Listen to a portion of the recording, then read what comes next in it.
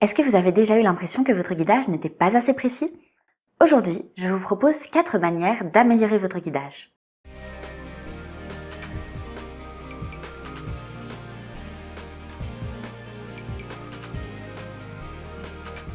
Quand je demande à de bons danseurs ce qu'ils travaillent, ils me répondent qu'ils travaillent la musicalité, la posture, leur styling, et jamais personne ne me dit qu'ils travaillent le guidage. La raison, c'est que souvent on ne sait pas trop comment l'améliorer.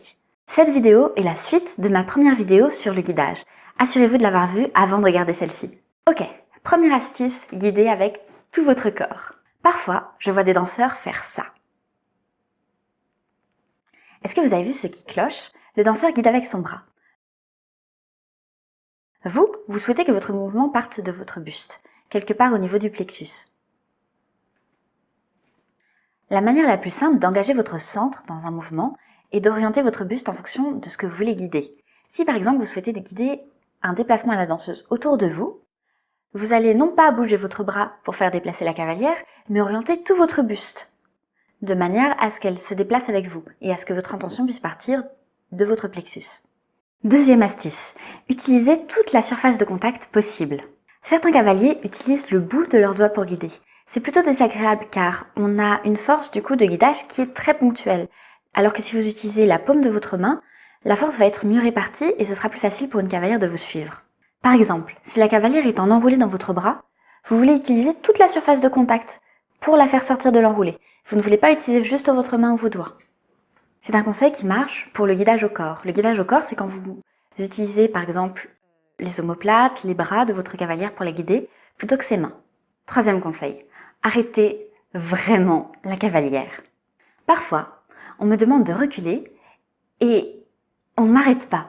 Donc, j'ai deux possibilités. Soit je recule à l'infini, soit je m'arrête toute seule. Quand on est une cavalière, notre but est d'aller chercher la connexion. Si on nous demande de reculer, on va reculer jusqu'à ce qu'on nous arrête. Et du coup, si vous oubliez de nous arrêter parce que vous dites « bon, elle va s'arrêter toute seule », on est devant un dilemme. Ou bien, on arrête d'oublier qu'il faut qu'on cherche la connexion et du coup, on s'arrête toute seule pour ne pas vous mettre dans l'embarras. Ou bien, on continue à chercher la connexion. Mais dans ce cas-là, on sait bien qu'on va vous dépasser, qu'on va aller beaucoup trop loin et que vous serez incapable de vous connecter. Donc, c'est compliqué pour nous les cavalières quand vous faites ça. Arrêtez vraiment la cavalière.